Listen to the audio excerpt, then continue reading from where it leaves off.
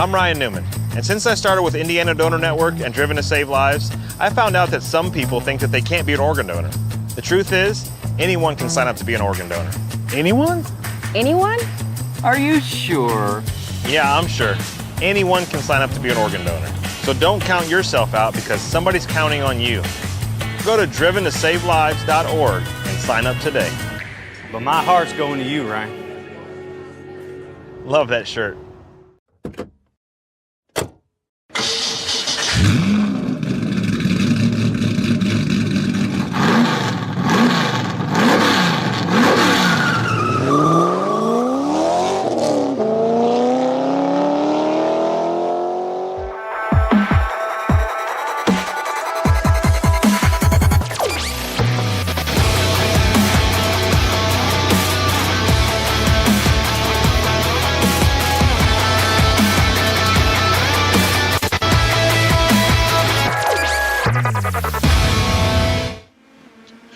Good evening, ladies and gentlemen. Welcome back. Another night of iRacing action here on the National Racing Network, where tonight it will be the stars and cars of the USFPRO Championship, coming to you from, well, where the real-world Indy cars will be running soon enough. Barber Motorsports Park down there in Alabama.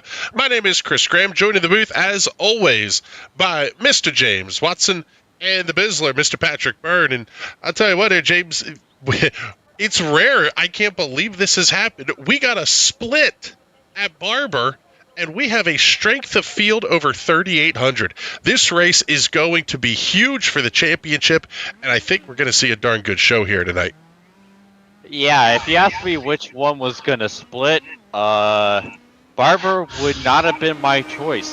I remember the very first time you and I called an Indy Pro race here at Barber.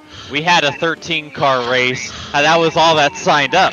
And now we have a 13-car race because we split.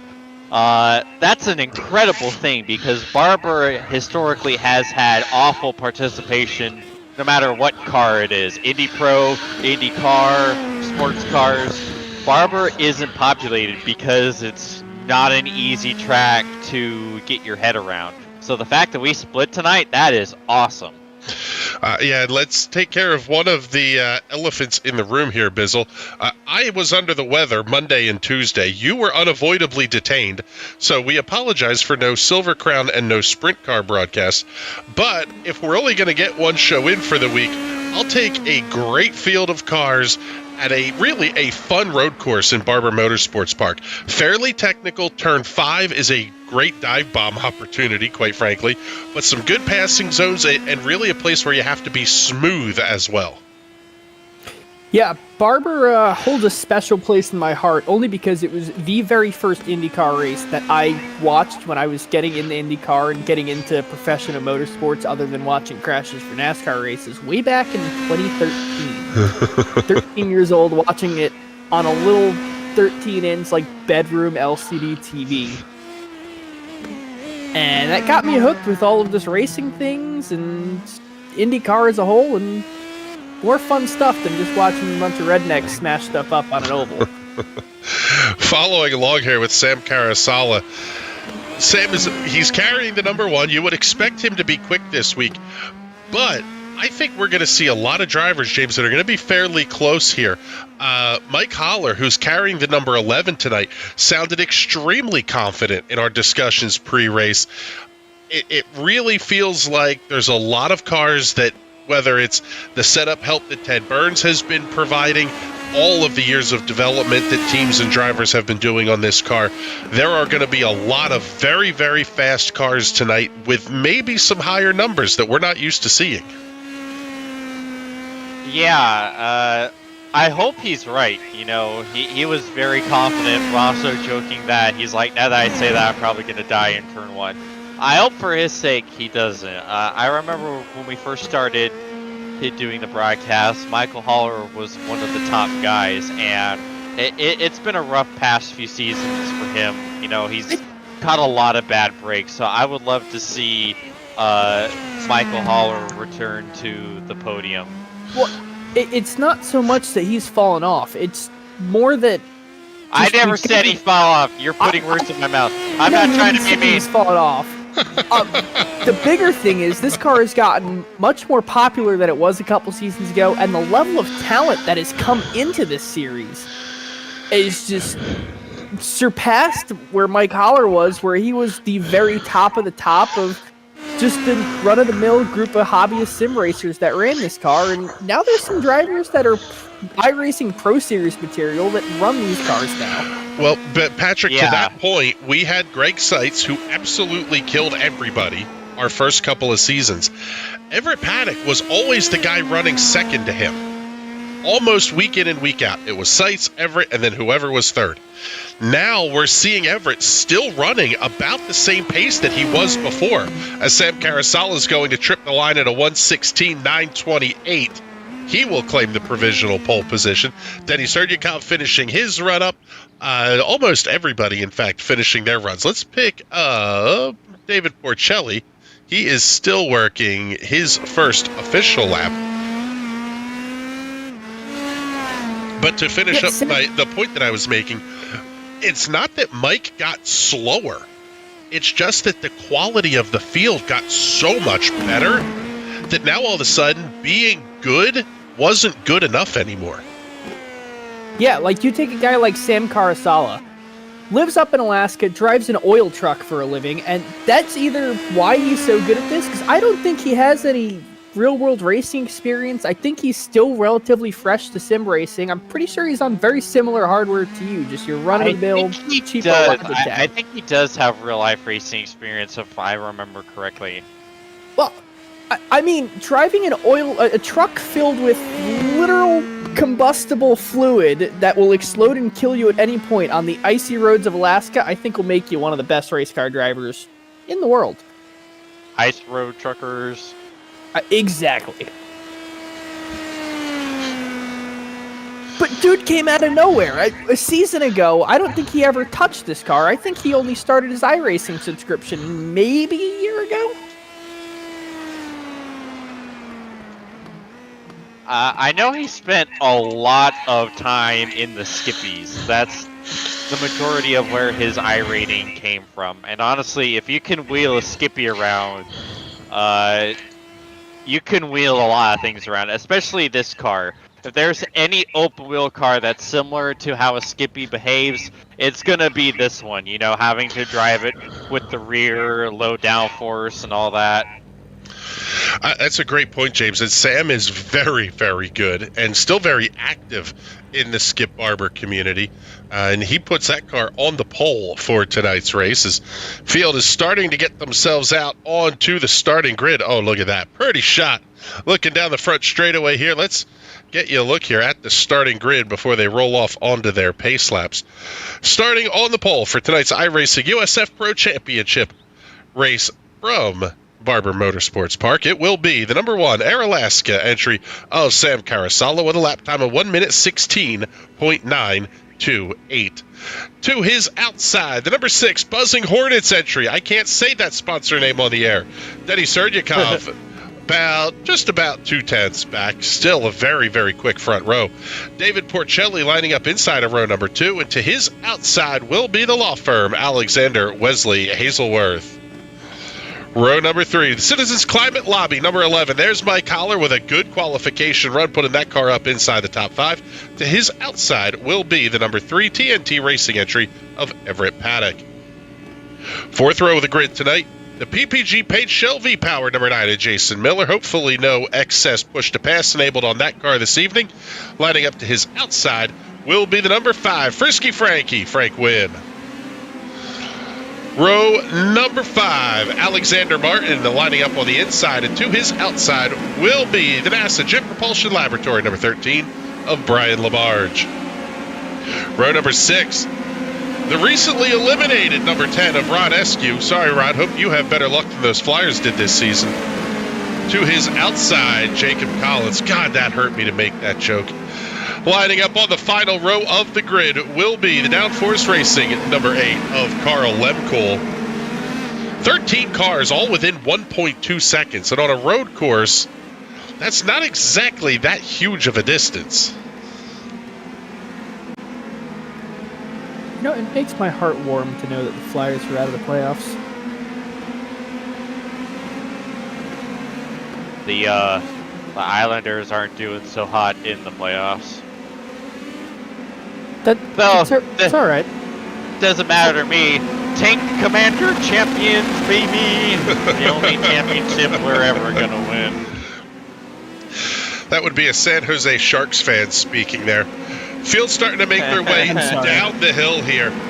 I absolutely love this little section of corners. Little snapback, kind of left-right S's, and then down into the loopy bits. That's turn 4. Huge run down here to turn number 5, and we've talked about it. This is one of those places where turn 5, I should say, is one of those spots where you can just go absolutely ballistic if you're going to try to make the dive on somebody.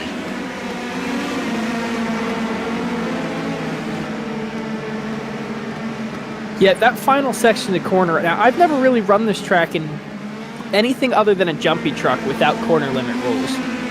But you can absolutely send some moves down in there, especially if you're going to take the grass.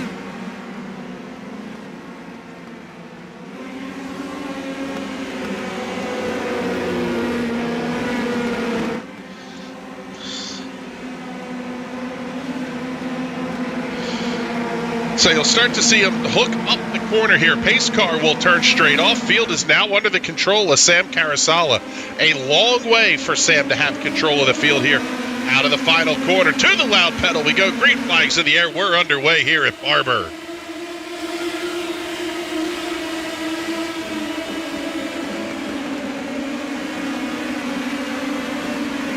What a jump for Sam. That may go down as one of the keys to this race. Serdyakov getting around Porcelli. He's able to hold the spot now. Hazelworth going to have to look to the outside. First time down here into turn number 5. Big lockup, a little bit deeper in the field. Early trouble. Well, no, maybe not. Never mind.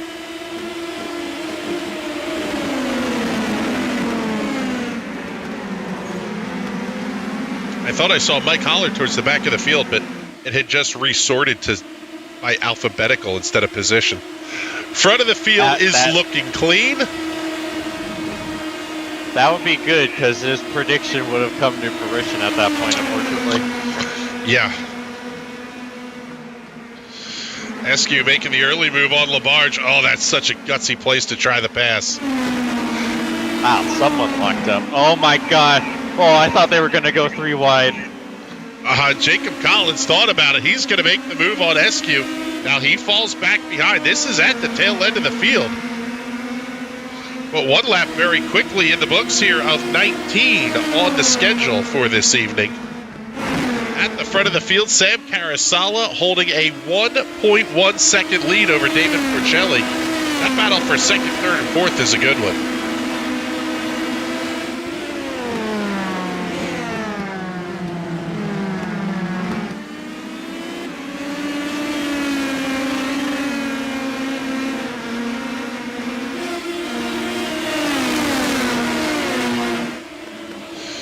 One of the interesting things about this place, Bissell, is that for as tight as these guys are now going to run, unless you're going to try something pretty crazy, there's really not a ton of passing opportunities that don't involve the driver kind of having to force the door open a little bit.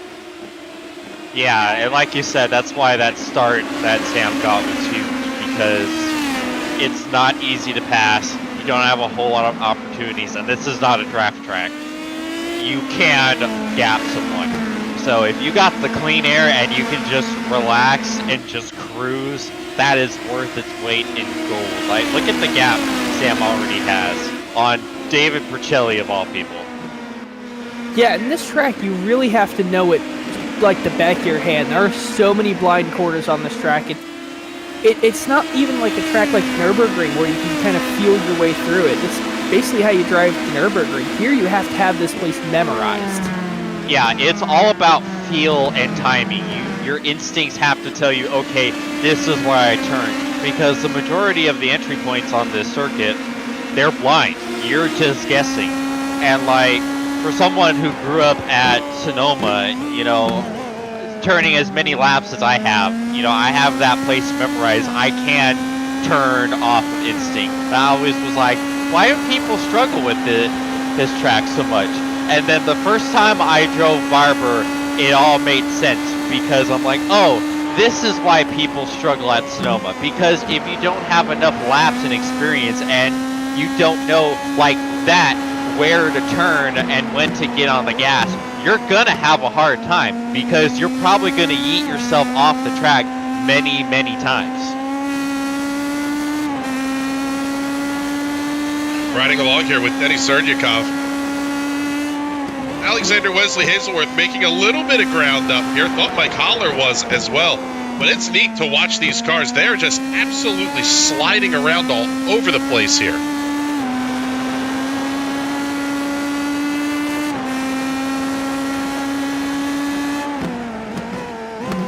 Yeah, this isn't really that grippy of a racetrack, you know. You got that southern heat, which makes things really hot and greasy.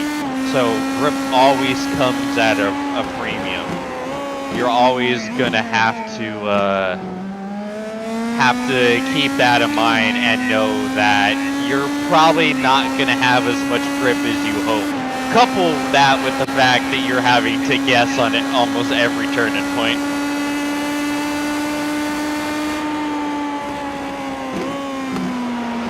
I mean, that's a great point, James. Let's spin the camera around here, and we'll pick up.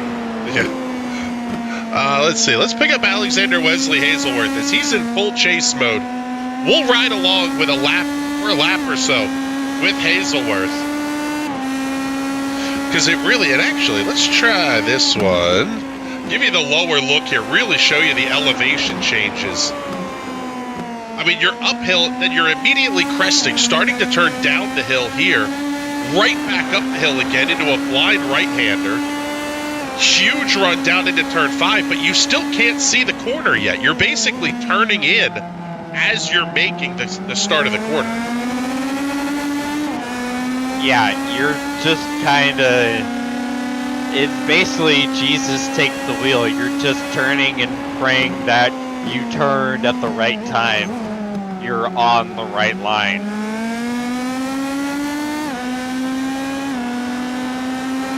That downhill chicane is arguably the worst too, because you have no idea where your car is landing until it lands. Like, you might hit it right and be right there perfectly in the middle going over that curve like you're supposed to.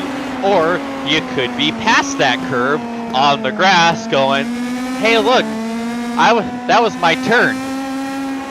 Well, yeah, and you can't necessarily see who's going to be down there either. If there's an incident in front of you, you're kind of just going to run into it. There's really not much you can do from a driver's avoidance standpoint.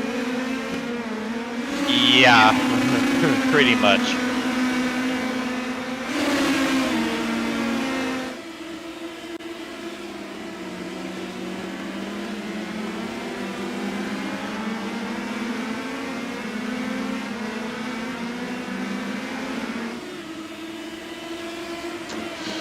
Let's see. Helps if I turn on the comments here. I missed one from a couple of minutes ago. Alexa Harris checking in. Alexander Martin is my husband. Go get him. Well, thank you for tuning in.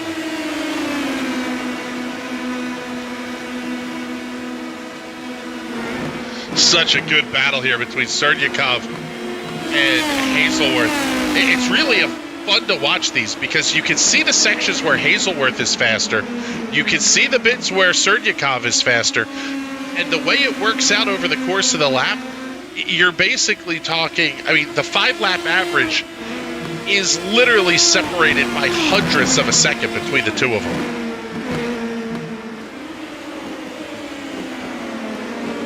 And yet Carzalo just goes out there and sets another fastest lap of the race. Yeah, 17:137. He could be in the 16s by the time this race is over.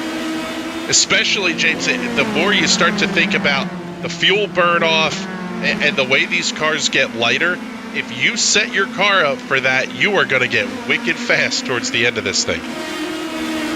Yeah, provided you didn't do too much damage to the tires.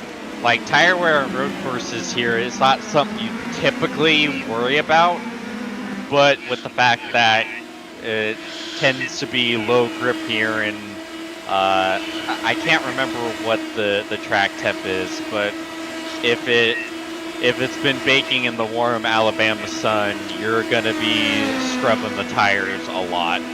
Well, we can give you that answer. 66 degree ambient, 71 degree track temperature on a very humid Alabama day. Never mind what I said. That's not a problem at all. There goes my talking points again. Well, we'll get Alexa a look at the hubby here. Alexander Martin running back in the 10th position as Hazelworth takes the new fastest lap title away.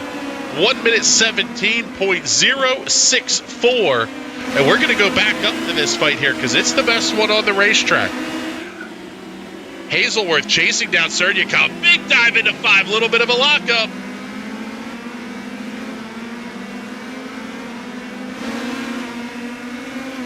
Hazelworth not able to do anything there. Let's see if he peeks out here into the right-hander. That would be gutsy. Well, a little bit of a lockup that time from Serdyakov.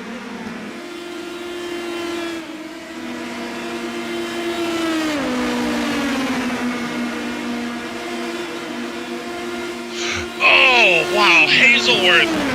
All sorts of squirrely trying to get around. Big dive. What a pass by Alexander Wesley Hazelworth.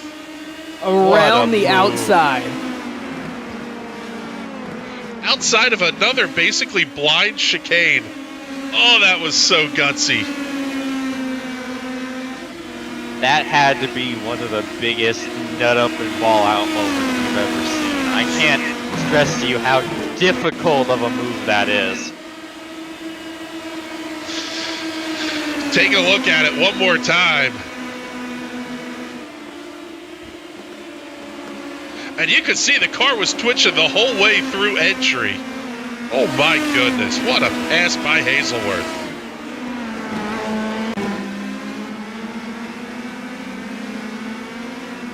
And now with the outright speed that we've seen, David Porcelli may have to start thinking about some mirror driving eventually here. The gap is at 1.5, 1.6 seconds.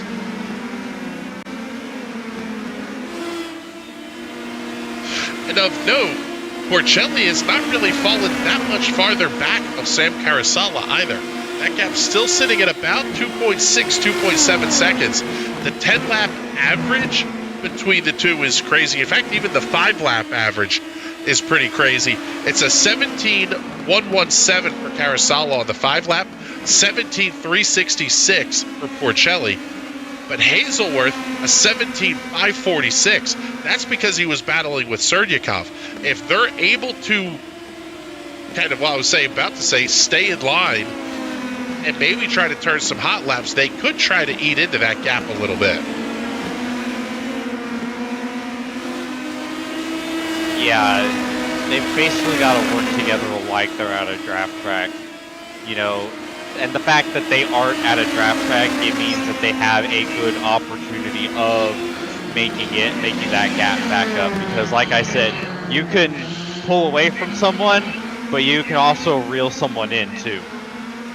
Frank Wynn making the move there on Jason Miller into turn 5. That's going to be the battle for position number 7. Wynn has to tuck back in line. It's going to have Carl Lemkuhl right there as well. Lemkuhl, one of your hard chargers of the race. In fact, the hard charger of the race, up 4 positions. Everybody else up 1 or none. It's a very nice run thus far for Carl Lemkuhl.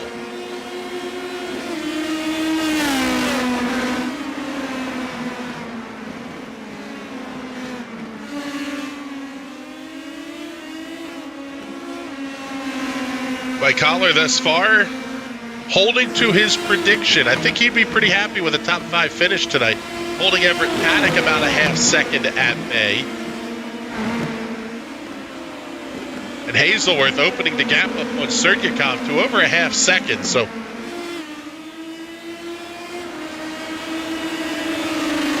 We'll stay right here with this battle. Oh, huge lockup for Lemcool that time. And Bizzle, you saw it there. The smallest of mistakes. You miss your braking point by 5 or 6 feet. Now you're locking them up just to make the corner, and you're giving up just a ton of time. And by locking them up, you're slowing down more slowly, if that makes sense. You're taking a longer distance to stop, so you're going to blow the corner even more than you would have anyway. It is not good at all to lock up the tires. It's more of a panic response than anything. You would have been better off just easing onto the brakes as normal and missing it by 3 or 4 feet, because when you do lock them up like that, you end up blowing the corner completely. The brakes on this car also behave really strangely. Like, it depends on how much force you put and how quick you do it. Like, I've gone into full lockup in this car without going more than 50% brake pressure. If you hit the brakes too quickly, it will go into the lockup. Even if you're not actually putting as much input as you would think to cause the lockup, but it just gets spooked whenever you put that much amount of force quickly, which is very annoying. Part of the reason I don't do all that well in this car then is the fact that my linear brake pedal, that's really just a spring with a string tied to it, it kind of doesn't give you a whole lot of feel.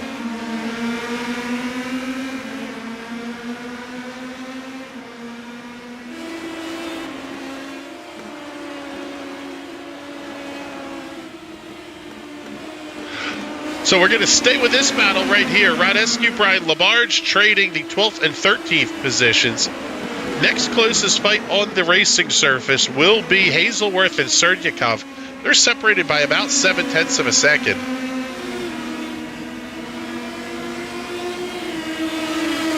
We'll run you quickly through the field here as we are now working lap number 13 of 19. At the front, Sam Carasala has led every lap of this race, and he holds a 2.7 second lead, most of which was earned right at the very start of this race. Getting the jump out of the final corner, a huge key for Carasala here this evening. Slide back a little bit here. Frank Wynn, Jason Miller, and Carl Lemcool go into battle. Once again, oh man, Miller almost took the front wing off of Lemcool's car.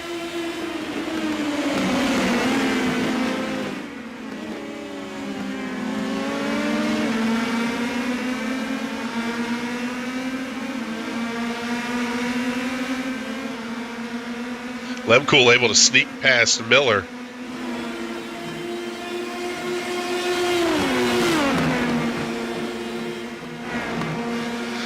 David Porcelli, he's trying to hot lap this place. His best is less than a 10 off of Sam Carasala.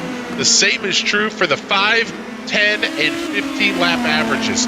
Carasala, another new fastest lap, 17:027.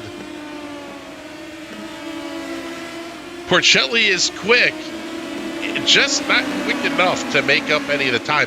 And with a guy like Sam, who really is going to be almost spot perfect, that is a huge deal, having that at the front.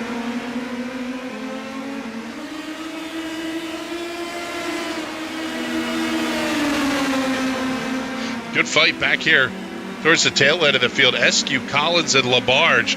Oh, big dive from Collins into 5. Very nice pass there. Labarge had a bit of an off track 1 lap ago.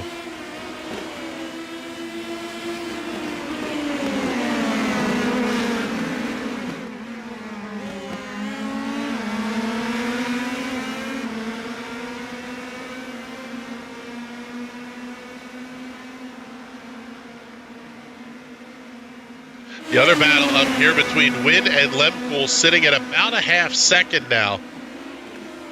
Quite frankly, all of the battles here are kind of leveled out. And Bizzle, I feel like this is a place, you talked about it briefly here, as Denny Serdyakov sets a new fastest lap at a 17:013. This is one of those racetracks that can feel so technical that you kind of end up feeling like you just run where you belong on pace. Yeah, it's a track where you're racing the track more than the other cars. The other cars are just obstacles that tend to pop up here and there. But your fight the entire time is against this racing surface. They're going to try and go 3 wide here. Nowhere for Brian Labarge to find that gap, though. Yeah, Labarge has nowhere to go. Collins having to run the outside lane as SQ puts that Philadelphia Flyers machine up ahead. Oh, Labarge right there. He had to grab a whole handful of brakes entering that downhill chicane.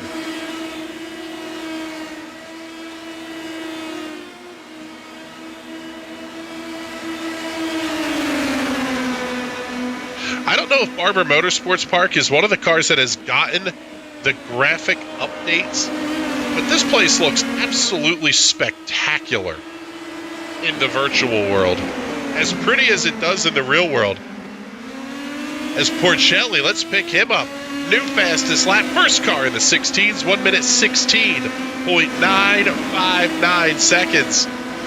Unfortunately, maybe too little too late here as we are down to 4 to go and the gap sits at 2.8 seconds.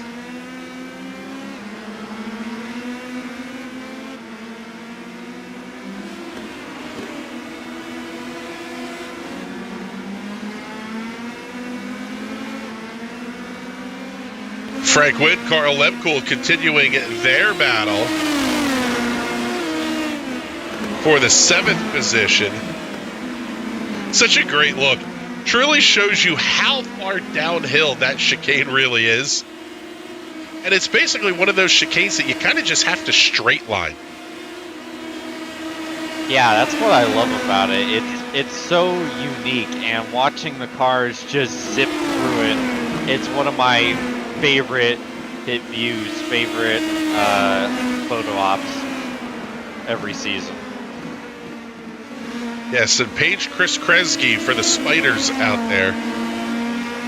Porcelli again goes fastest lap, 16.853. Briefly saw the gap down to 2.6 seconds.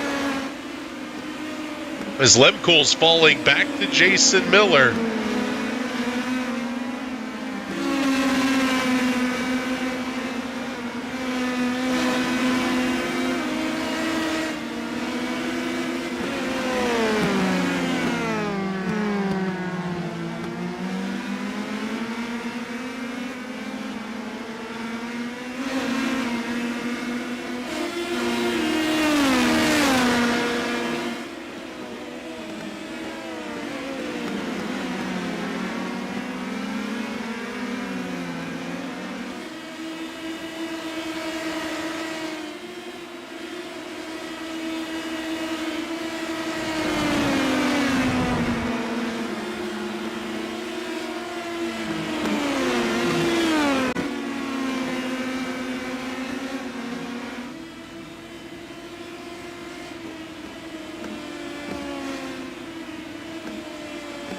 Show you the pick up David Porcelli here. Show you the comparison between Sam Carasala and David Porcelli.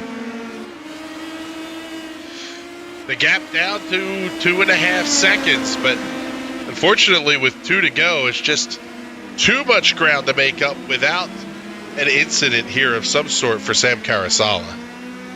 Yeah, Carasala has pretty much checked out. Not nearly as far as we've seen some of the drivers do in the past, but that's too much of a gap to try and make up in 2 laps unless he has a tire fall off or something. And he doesn't mean tire fall off like degradation. He means actually falls off. Yes, which is something iRacing doesn't simulate, so he should be pretty good. That and Kyle Larson's half of his pit crew was already eliminated last week. So I don't think they're going to have to do it this week. I don't think they're here. That's about the only place they were allowed to pit cars was in the virtual world.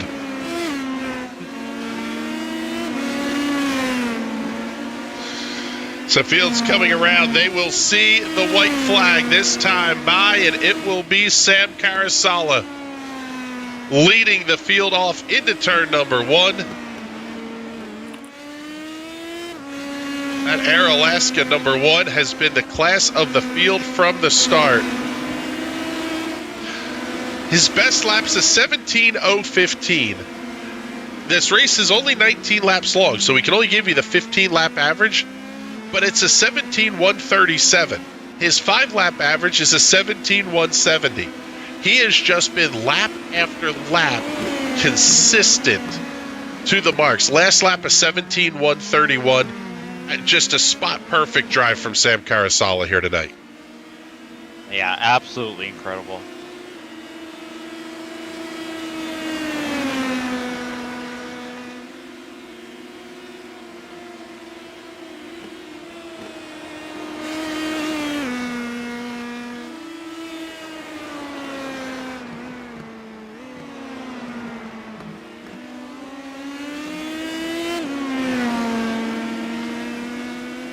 Off the final corner, twin checkers will go in the air, and Sam Carasala will pick up the win at Barber. David Porcelli comes home second. Alexander Wesley Hazelworth will round out your podium finishers. Denny Serdyukov coming home fourth, and Mike Holler with a great run, putting that car up inside the top 5.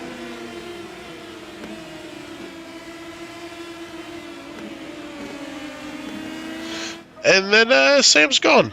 He's out of here. No celebration, no nothing. Doesn't have time for that. Now we're out of here. Got better things to do. Full field has come across the start-finish line, so we can show you tonight's race results. Sam Carasala getting the win by 2.3 seconds over David Porcelli. Alexander Wesley Hazelworth holding off Denny Serdyukov for the final spot on the podium. Mike Holler rounds out the top 5, 6 through 10. Everett Paddock, Frank Wynn, Carl Lemkool, Jason Miller, and Alexander Martin. Second page of the leaderboard has Rod Eskew, Jacob Collins, and Brian Labarge.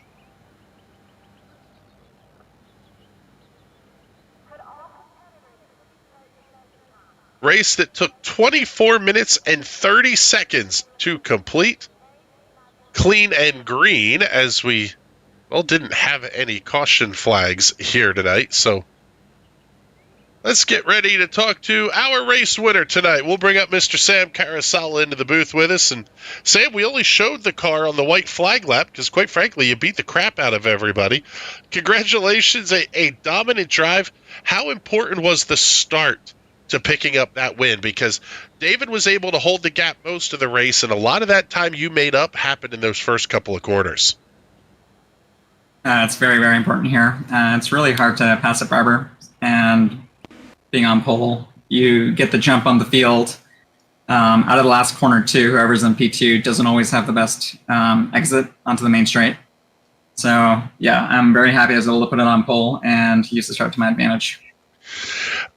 Once you get past that point, the consistency of the lap becomes important because you don't want to give them a chance to think that you're catchable. How do you manage to set laps that are damn near identical lap after lap after lap at a place that's as technical as Barber is? Honestly, I try not to think too much about it. Just kind of zone out and race and hope I don't blow one of the corners. It's so easy to make a mistake here, especially the T8, T9, wherever it is, the waterfall, corkscrew, chicane. It is so easy to mess that one up. Fortunately, there's a lot of different ways you can exit that corner and still do the same lap time, depending on how you hit it. So that helped a lot. Well, I tell you what, you've had a great season thus far. 16 starts, 11 wins, every race inside the top 5. And now, with Ted not running the SOF race tonight, you are now at the head of the points field at 11-14 to the 1066 for Teddy B.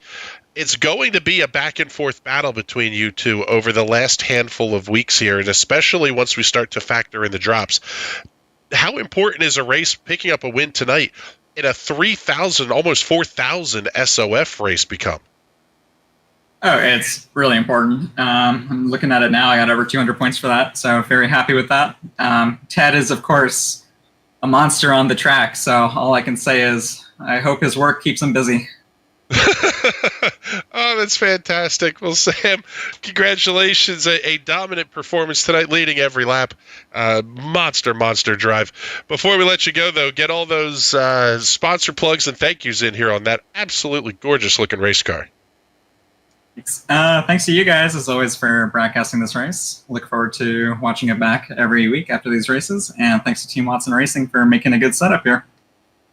All right, brother. Well, thank you much. We appreciate you coming to check in and hang out with us up here in the booth for a minute. We'll bring in now our runner-up finisher, Mr. David Porcelli. And David, it seemed like the car was really, really good, really fast.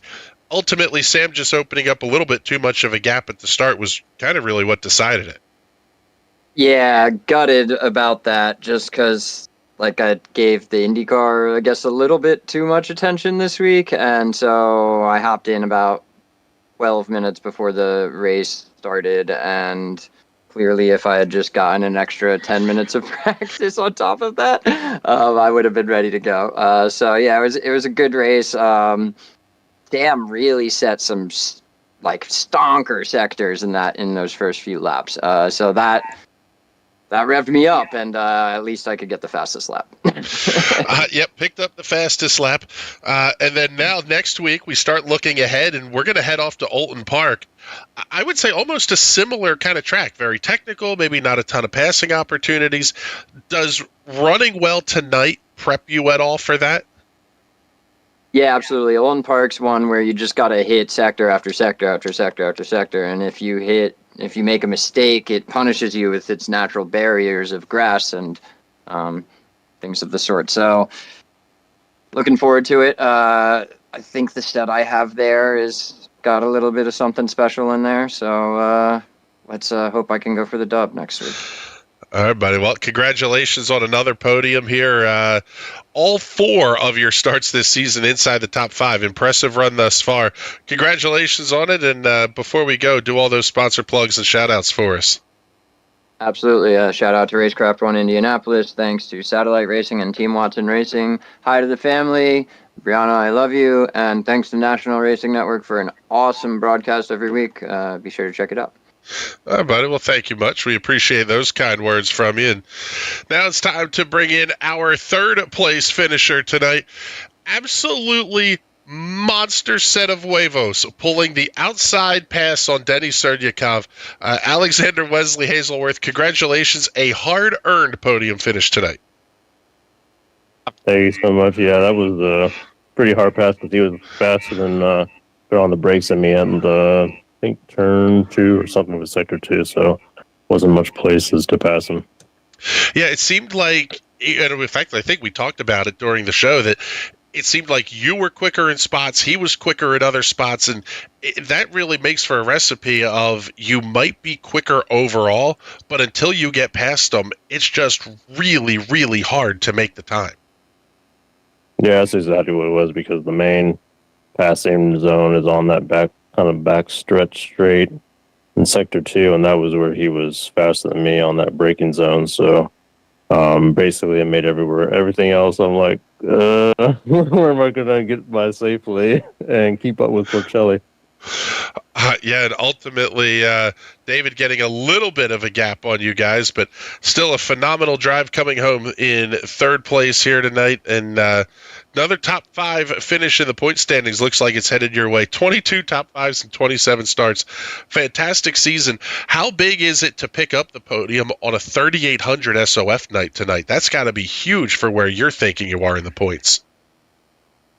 Yeah, I think it's pretty good for reasons. I think I'm like 4th in the standing, but right now I'm thinking that I like Sam winning the races because then I'm on the podium, and if I'm not, I'm like crashed out of the race. So keep it up, Sam. All right, we'll take that. Yeah, Sam, do your thing, you do yours, and everybody will be happy. Well, congratulations once again here on the podium, Alex. And before we let you go, give us those sponsor plugs and shout-outs. Yeah, thank you guys for the broadcast, and thank you, Sam, for the win. That's awesome. All right, buddy. Well, thank you much. We appreciate you coming up to hang out with us here in the booth for a minute. And not often you hear a driver thanking somebody for a win there, Bizzle, but I guess we'll take it. Hell yeah. That was a damn good race, too. I mean, sure Carousala ran away from it. There wasn't a ton of action towards the front, but back in the pack, Labarge, SQ, that whole bunch back there were absolutely dogfighting the entire time. Yeah, the Frank Wynn, Carl Lemkool, Jason Miller battle that we got to follow more towards the mid-pack. Once again, give the shout-out to Mike Holler for the top 5 run. Denny Serdyakov, James, he's a newer name to the series. 5 weeks counted, 11 starts, 5 wins, 10 top 5s. If something tells me this guy's going to be hanging around for a while and might be someone we have to watch out for in future seasons. Yeah, he showed some really impressive pace. It's not easy to put it on the front row of the grid in this race. So yeah, I'm very curious to see what he's going to do here in the future. Well, I can't believe I'm about to say this, but this will round out the month of April for the USFPRO Championships. The next time we see you coming from Alton Park, cue up the Justin Timberlake, is going to be May. I did that one for you, Bizzle. Clip the you-know-what out of that. Good show tonight. Thank you, gentlemen. I appreciate you coming to hang out with us, with me up in the booth, and quite frankly, carrying my cold medicine up rear end through this show. Been a good one. Next week, we will be back, actually, for a full week of racing. The Silver Crowns and the Sprint Cars, Monday, Tuesday night, Bristol Motor Speedway. I cannot wait. I've been looking for this one since I saw the schedule drop. Monday, April 29th, 9:45 p.m. Eastern Daylight Time. It will be the Silver Crown Cup on the high banks of Bristol Motor Speedway, followed on Tuesday night, 9 p.m. Eastern, the Sprint Car Cup heading to those same Tennessee high banks.